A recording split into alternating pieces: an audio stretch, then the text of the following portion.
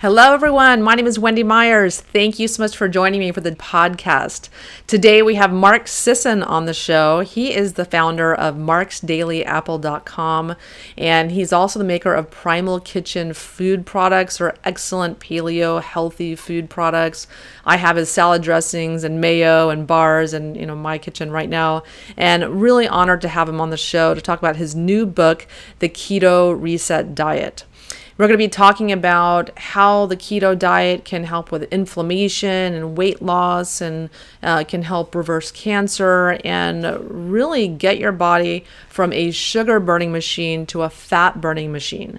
So anyone looking to lose weight, to improve their brain function, just to feel better overall, and really tap into our body's metabolism and the way it's supposed to be working, the way we've been evolutionarily designed to function, should definitely try the keto diet and try Mark Sisson's keto flexibility program that he outlines in his book. Please go check out my book on Amazon called Limitless Energy: How to Detox Toxic Metals to End Exhaustion and Chronic Fatigue.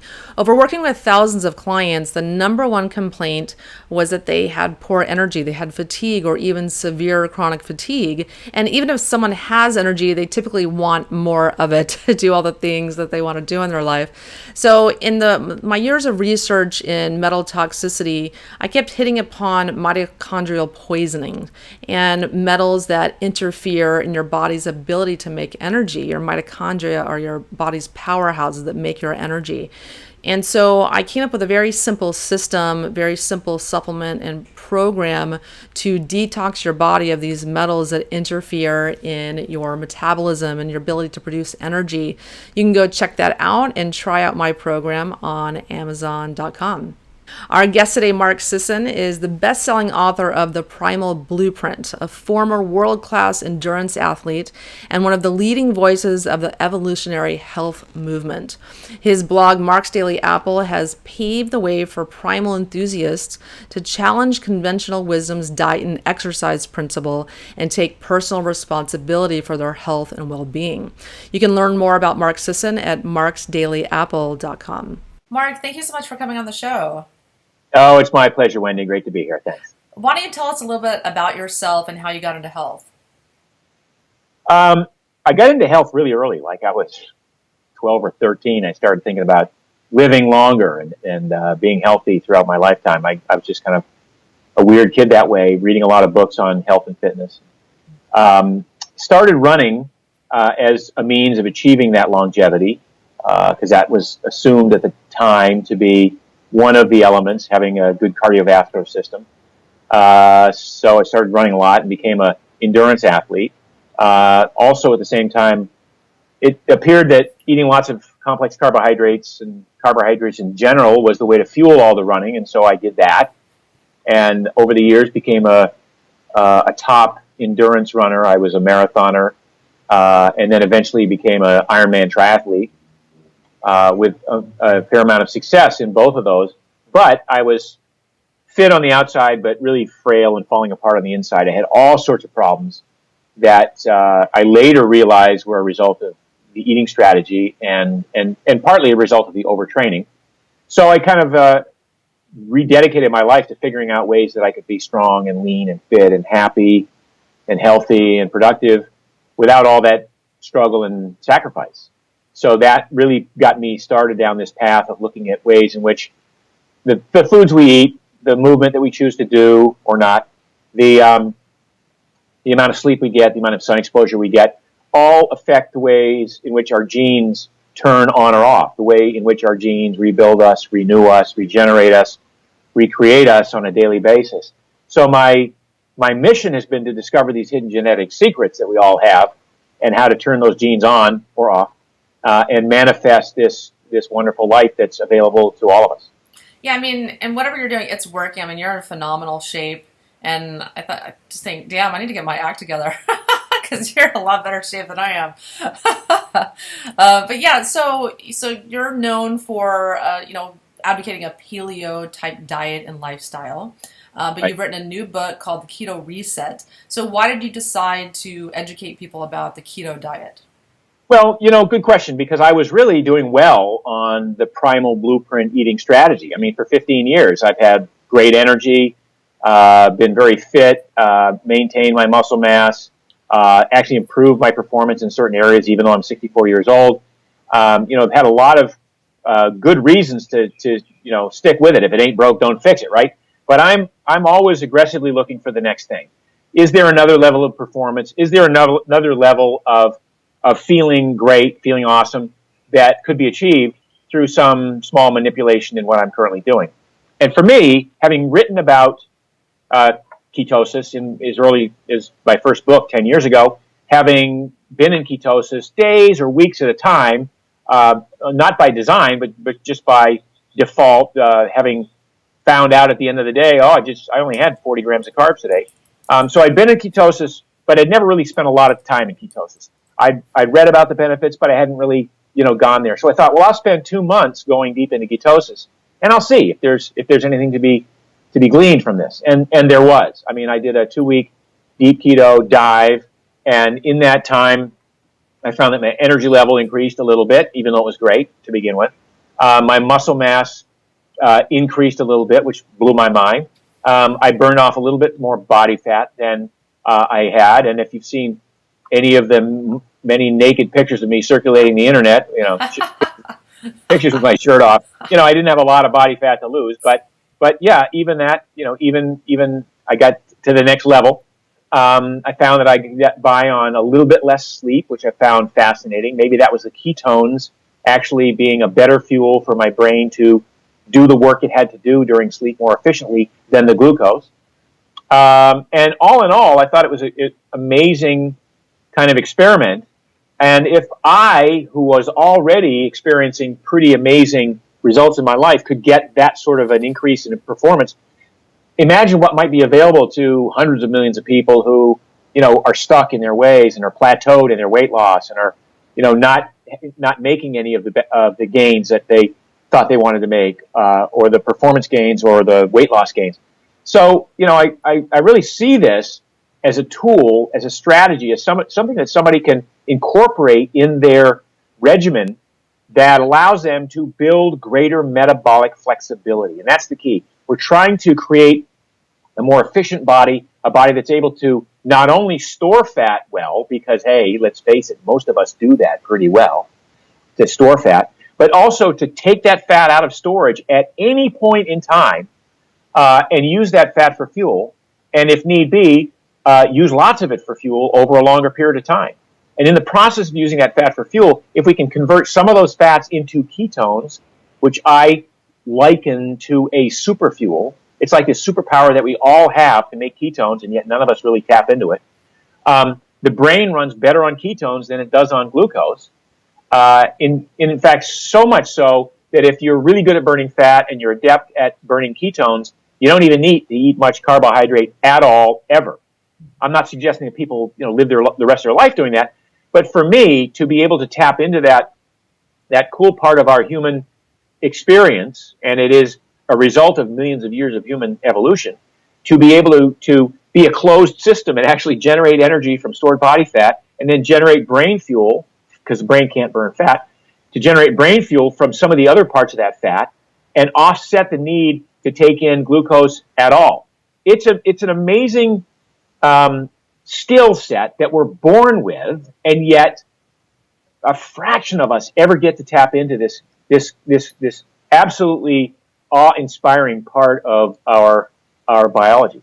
And you talk so much about primal living and, how we used to live in Paleolithic times and trying to, revisit our diet and how we were evolutionarily designed to function, the fuel that we're evolutionarily designed to utilize. So can you talk about and tie that into how the ketogenic diet today kind of taps into how our bodies are designed to operate? Sure. So taking the biology of our bodies a step further and to suggest that it's probably ketogenesis and ketosis and the word keto in general, which allowed us to be here today as a species. Without this ability, we would have ceased to exist. We would have not survived the rigors of a harsh environment. Hundreds of years ago, thousands of years ago, millions of years ago, there was no such thing as 3 square meals a day. Food was scarce. And so our brains are wired to consume a lot of food when it's present. That's just part of our biology. And it's an elegant system that allows us to overconsume food and store it as fat. Well, great if you understand that fat is fuel to keep you going for the next couple of days. So in our ancestral experience, imagine going a day or two without eating at all, but then having it be no big deal. Yeah, you want to eat and you're looking for food, but in the process of looking for food, you want to have the energy, you want to have the stamina, you want to have the cognitive skills, you want to have the awareness of predators around you. And so we evolved this very cool system where we encounter food, we eat it, the excess that we consume, we store as fat, and then to the extent that we don't eat for a day or 2 or 3, we are able to easily take that fat out of storage, use that fat for energy for the brain, for the muscles, and then convert some of that fat into ketones to be used as fuel for the brain.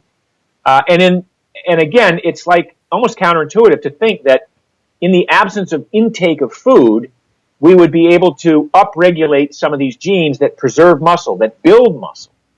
There are certain things called myogens that circulate when you're in ketosis that cause you to add muscle if you do the work necessary to make the body want to build muscle. There are epigenetic factors in ketones that cause the body to start doing house cleaning in its cells. So instead of just looking for external sources of fuel, cells will start to look internally. They'll actually undergo a process called autophagy, where they'll take damaged proteins and damaged fats that are not doing them any services within the cell and consume those, use those as fuel within the cell. We call it, cellular house cleaning. This is an opportunity for the cell to maybe repair any damaged DNA. So there's an entire component of keto that is anti-inflammatory, that is actually anti-aging in necessary in the process. I know, and so many people, they need to do a spring cleaning. I mean, they desperately need to do that, and you can do the same benefits with fasting and intermittent fasting as well. So we know that the ketogenic diet is imperative if someone has cancer or epilepsy. It's a very good research behind showing that it helps those health issues. So let's talk about some of the other benefits of the ketogenic diet. Well, I mean, one of the benefits is when you increase your metabolic flexibility and you increase your metabolic efficiency, you can get by on fewer calories. And by get by, I mean thrive on fewer calories, because you're more efficient at extracting energy from the calories that you do have, whether that's the calories that you consume or not. So one of the things that happens as a result of this keto eating strategy and this tool is to reset your metabolic efficiency and flexibility such that you can derive more energy from stored body fat, you can derive more energy from ketones, and in so doing, and unburdening yourself of having to take in carbohydrate to create blood glucose to fuel the brain, because you don't need to do that anymore, hunger, appetite, and cravings diminish significantly. And when hunger no longer runs your life, it is one of the most empowering things that we modern humans can experience, because so many of us, live our lives from one meal to the next, thinking about what am I going to have for lunch? God, I just finished breakfast, and what's for dinner? And I can't schedule that meeting at noon because that's lunchtime, and I won't be able to eat lunch if I schedule that meeting, and I'll be cranky, or I won't be able to think straight because I won't have had my fuel intake. All that goes away when you create this metabolic flexibility that allows you to pull energy out of your stored body fat, create ketones to fuel your brain. People skip meals all the time. They go sometimes days voluntarily without eating because of the anti-aging benefits of that. So, what are the benefits? They're weight loss. You trend toward your ideal body composition. They're decrease in inflammation, which is huge for a lot of people, because a lot of people carry around some version or form of inflammation, whether it's a little bit of arthritis or a little bit of, colitis, or whether it's a systemic inflammation. It's causing them to gain, water weight and puffiness. So there's a decrease in the inflammation.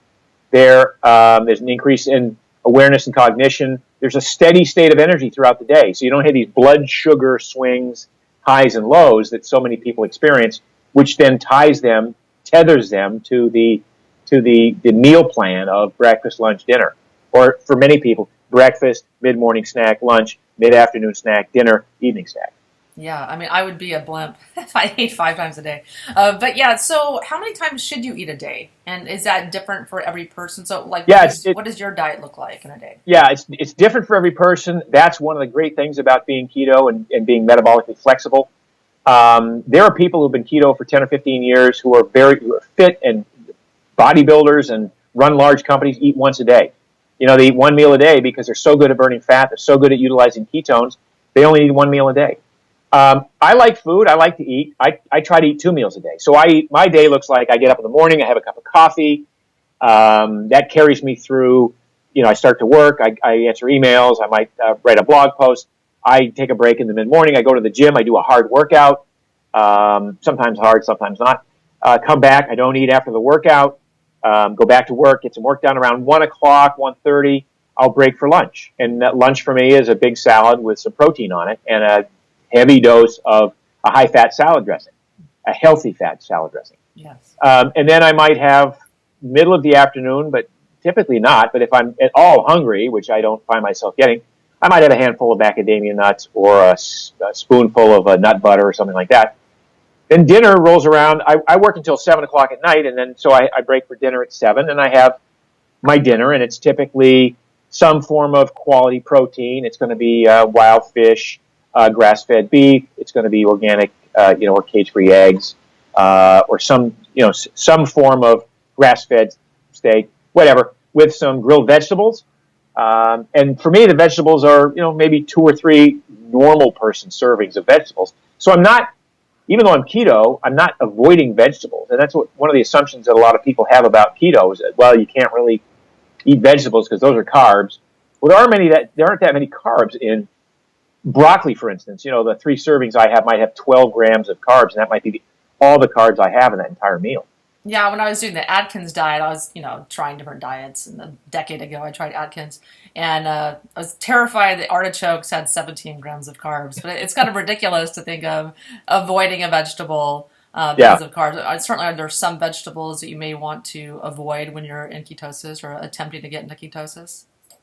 Yeah, I mean, you don't want to eat large amounts of a singular vegetable like a pepper or a red pepper, sweet bell pepper, something like that. But a big bowl of lettuce and celery and cucumbers might have 12 or 15 grams total of carbs in that. And then if that's your base, and then to that you add some protein, chicken or fish or whatever, tuna fish, eggs, and on top of that you put a healthy fat dressing like the Primal Kitchen salad dressings that we make. They're excellent, by the way. Thank you. And you can use those with reckless abandon. That's why we made them. The more you put on the salad, literally, the healthier we think it becomes, and the tastier. You've just made a perfectly keto meal, and you've gotten, you've gotten your protein, you've gotten your healthy fats, you've gotten your vegetables in the form of not just the micronutrients, which are really important to include in this keto eating strategy, but you've gotten the fiber that helps your healthy gut bacteria thrive. Yes. Yeah, and I love your green goddess dressing. That's my favorite one. I love it. It used to be mine, but we just came out with balsamic vinaigrette, so that's my new favorite. Yeah, I mean, your line of food products is really good. I really enjoy them a lot. And so let's talk a little bit about ketone burning and ketones. Are you a fan of exogenous ketones? And are there any people that should avoid exogenous ketones or avoid them, altogether? I mean, it's really sort of a mixed bag. I mean, I use exogenous ketones in advance of maybe a heavy workout or my weekly ultimate frisbee game. I play 2 hours of ultimate once a week. It's a pretty fast-paced game. And so I use the exogenous ketones the way I'd use any other sports supplement because I'm good at burning ketones. I'm good at burning fat. But that's all I'll drink. I won't eat anything before the game that day. I won't have a meal or any kind of other food. I certainly won't carbo load like I used to in the old days. So I might use the ketones in that case. I use them once in a while before I give a talk, just because they do act as a pretty potent brain fuel. But I don't use them otherwise. I certainly don't think that I would use a ketone supplement to get into ketosis. I mean, I'm trying to convince people that you need to do the work. You need to build the metabolic machinery to burn the ketones. The fact that you take a ketone supplement and your breath ketone or your blood measured ketones goes up to 5 or 6 millimolar doesn't mean anything. It just means that you've got a bloodstream full of ketones that you're not burning. You haven't learned how to burn them. You haven't built the metabolic machinery to burn them. You need to do the work to build the metabolic machinery. And you do that through the diet, through restricting carbohydrates, and through eventually experimenting with longer periods of time without eating. Yeah, so someone who is maybe trying to do keto, maybe they're cheating a little bit, eating some potatoes, or maybe getting over 150 grams of carbs a day, probably not a good idea to take ketone supplements, correct? That's a good point. Yeah, it's just not going to do anything for you. It might look if you had a neurological disorder and you were eating that kind of diet, which I would advise against, but that is 150 plus grams of carbs a day. But you're taking ketone supplements, and maybe there'd be some benefit to it. Some short-term benefit of sending ketones to the brain. But the danger is that it also, I suspect that amount of ketones in the bloodstream would prompt the ketone manufacturing unit in your liver to go, hey, there's enough ketones here, we don't need to make many. So I think it might be counterproductive if you were trying to drink ketone supplements to induce ketosis, to get into ketosis, and let's not forget that the game here isn't who has the highest ketone level in your blood. That's not what you're after. You're after becoming a more metabolically efficient human being. You're after learning how to burn fat so efficiently that you don't need to eat, whether by choice or by design. You don't need to eat for meals at a time or days at a time, if need be. Yes. Yeah, I'm going to attempt a 30-day keto diet. I've done it a lot of times. I'm going to do it again, and then do a 4-day fast at the end of that. So that's on the schedule for me. So how long does it take to get into ketosis? You talk about in your book it takes about 21 days. Can you explain that a little bit? Sure. So the book, it's called the Keto Reset Diet, 21 Days to Reboot Your Metabolism and Burn Fat Forever. So the 21 days is sort of our introductory phase where we walk you through all the processes, all the things you would need to eliminate just to get comfortable with then going keto. So the 21 days is kind of a preparation period, an indoctrination period. It's basically the primal blueprint. That is getting rid of sugars and sweetened beverages and cakes and pies and candies and sweets and all of those things that we know we should not be eating. Processed grains, so cereals, breads, biscuits, cakes, crackers, whatever. And then getting rid of the legumes, so that would be the beans, which are high in carbs. Getting rid of the industrial seed oils, soybean, canola, sunflower, corn oil being some of the biggest offenders. Replacing those with healthy fats, so avocado oil, olive oil, coconut oil, butter, lard, ghee, those are all approved. And getting to that point where your body is comfortable eating really tasty foods, but not taking in inordinate amounts of carbohydrate. And during this period, we also cut back on fruit. But you might find at the end of that period that you're still at 110 grams of carbs a day. So that's phase one. But for somebody who's been eating 400 grams of carbs a day for most of their life, that's a big jump. It's a big jump, but it's a comfortable jump for us to make. It's not so harsh on the body. So then we have a midterm exam in the book where, it's basically based on how do you feel. Can you wake up in the morning and how long can you go without eating comfortably, without getting hungry? Can you go do a workout and get through that workout and then not have to eat immediately, ravenously, right after the workout? These are all indicators that you're becoming good at burning fat, that you don't need to have regular 2 and 3 hour refuels to keep your brain functioning on glucose and to keep your muscles able to move about. If you pass that exam, then you earn the right to go keto. And we say going keto for about 6 weeks is like the sweet spot. That's where the benefits really, really add up. Now you can stay longer than 6 weeks if you want. That's great. But most people, myself included, at about 6 weeks, you go, this is cool. It's awesome. I've really recalibrated my metabolic machinery. Now I'm at a point where I stay in what I call the keto zone. And it's plus or minus 50 grams of carbs a day. So it could be, I could use a number of 100 grams of carbs a day. Some days I'm at 50. Some days I'm at 150. But at the days I'm 50, I feel great. My body's humming along nicely. The days I'm 150, I'm not really out of ketosis. I'm still making ketones. I don't notice any difference in how I feel. I don't notice any difference in the performance of my workout. So I'm not tied to being keto all the time. I can kind of be in this zone where the metabolic machinery is there serving me, the metabolic efficiency of pulling energy out of whatever fuel substrate is available, I'm good at. I've built that skill. And that's really what I want people to get out of this. Do you think there's any subset of the population where a keto may not work for them, or they may not, do so well on that type of diet? I mean, look, everybody is bio-individual. They're biochemically individual to a certain extent. I mean, we all process fat the same way. We all build muscle the same way. We all have a similar immune system. It's just the degree to which we do this that differs among individuals. But yeah, some people might try keto and not like it, or some people have emotional eating issues that are going to make it difficult for them to give up certain foods. On balance, this is a choice that you make. It's not a right or wrong kind of thing. Most of America has lived without a ketogenic diet for the last 100 years, and many people quite successfully. So I'm not suggesting this is the be all and the end all. I'm just suggesting that for a lot of people, type 2 diabetics, people who have struggled with overweight issues, people who have polycystic ovarian syndrome. I mean, there are a lot of people who would be well served to at least try a ketogenic reset and kind of notice the changes in their body.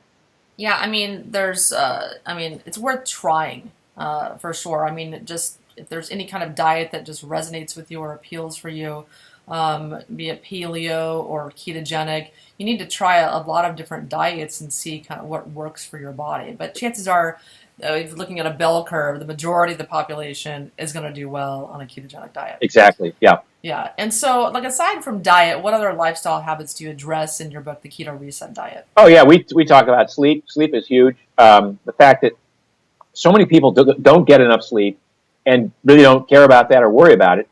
But, if you don't get enough sleep, it creates a rise in stress hormones, particularly cortisol. Cortisol is kind of antithetical to being efficiently in ketosis.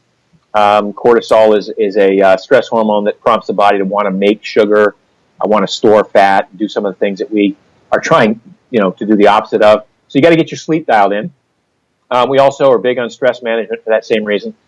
We address exercise because exercise is a part of this component.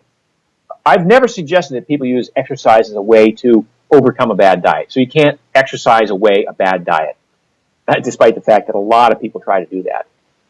In fact, a lot of people their reason for exercising is because, quote, they love to eat. I never quite understood that.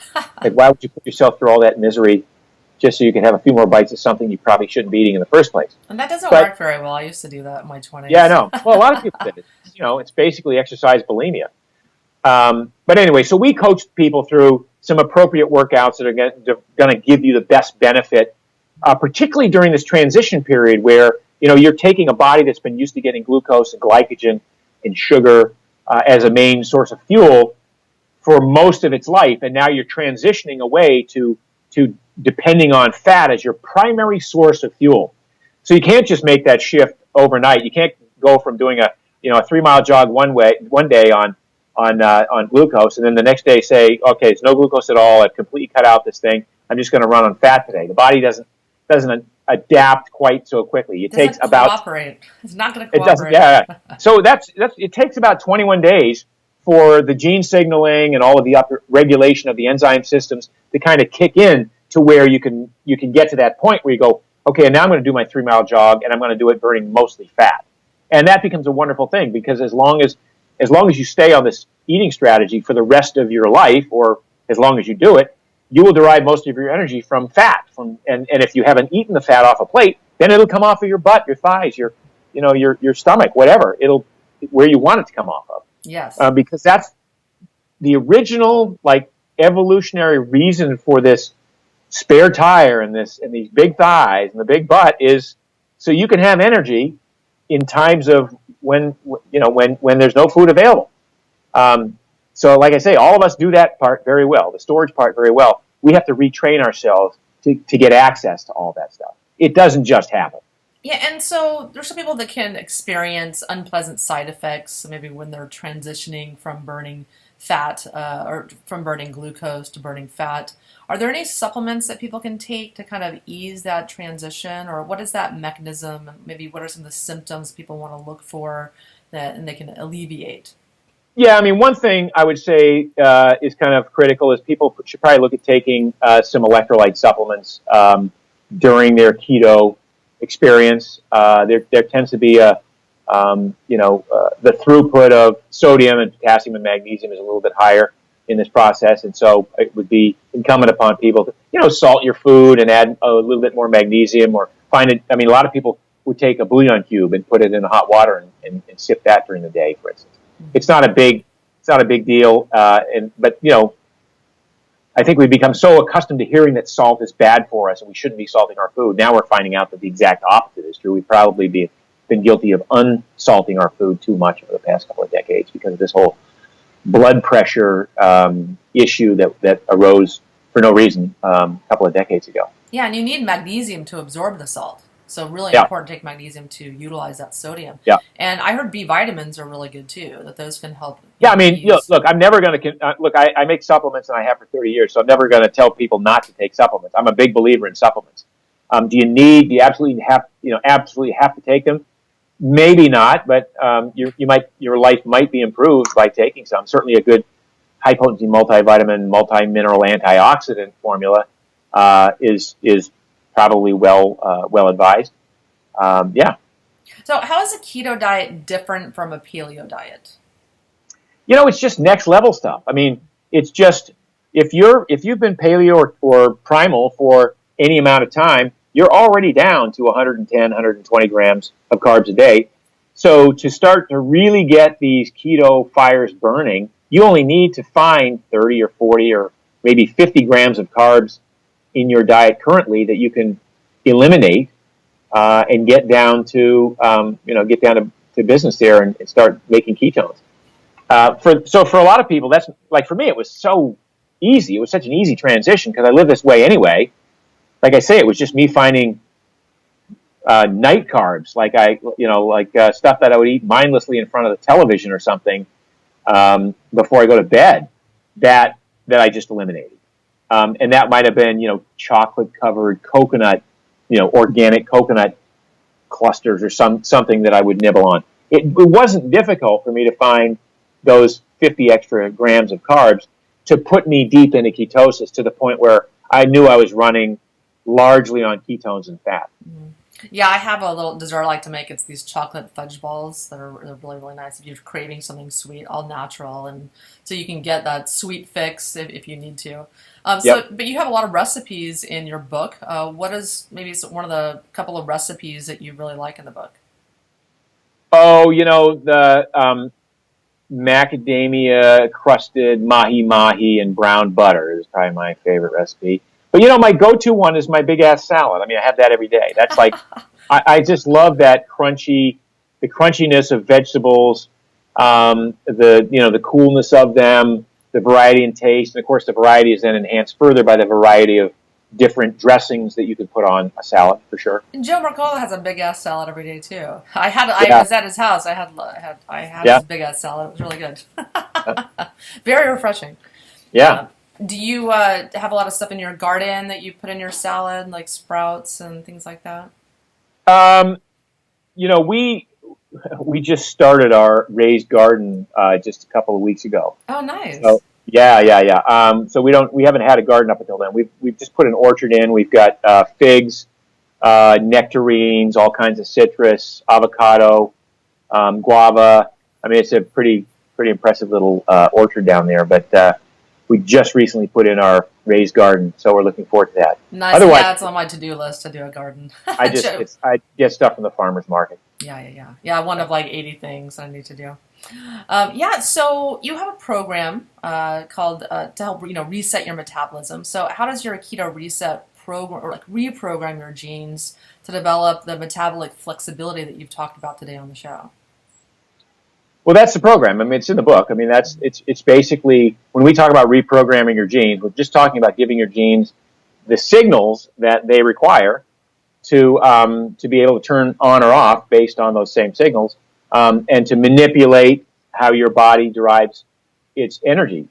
Most of us, go our entire lives being really good at burning sugar and being really terrible at burning fat, like almost never burning fat.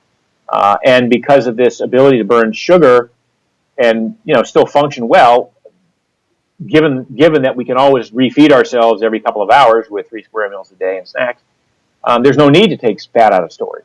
So the whole idea about reprogramming your genes is to flip those switches around, build the metabolic machinery, which in this case is mitochondria, wherein the fat burns, and be able to put much more fat through those mitochondria, derive much more energy from fat, and not rely much, if at all, on carbohydrates and glucose as a source of energy. And so that's the reprogramming of these genes.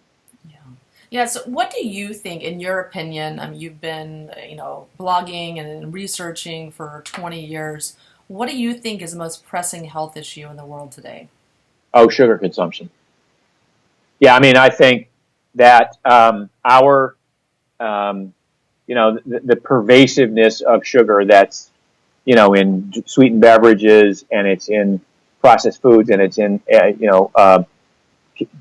cakes and pies and cookies and candies, and it's even in healthy snacks.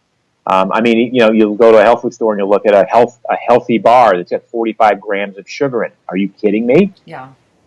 So I think that sugar, I make a statement that I first learned from Ron Rosedale, which is basically the less sugar you burn in a lifetime, the healthier you will be, and probably the longer you'll live.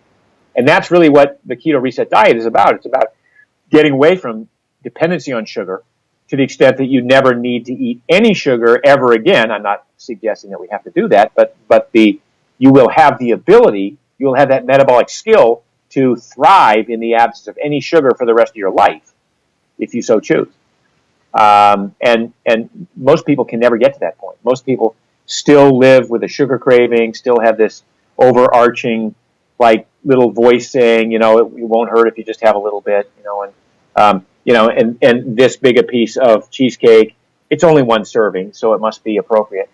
That sort of stuff is just a big issue. So I think the overconsumption of sugar is just been so problematic in so many different areas. Yeah, well, I really applaud the work that you're doing. We've been so programmed by television and by all the big agro and all the food manufacturers. We've really been programmed to eat the foods that they manufacture, and have become addicted to sugar, since we were babies, even eating, infant formula that's full of sugar.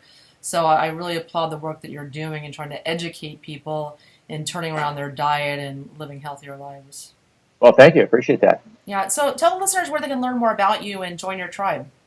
So ketoreset.com is the main site for the book. And from there, you can click links to your favorite purveyor of fine books. Barnes & Noble, Amazon, Books A Million, all those. Mark's Daily Apple is my blog, and that's where I write every day about something fascinating in the world of health, diet, exercise, fitness, nutrition, whatever.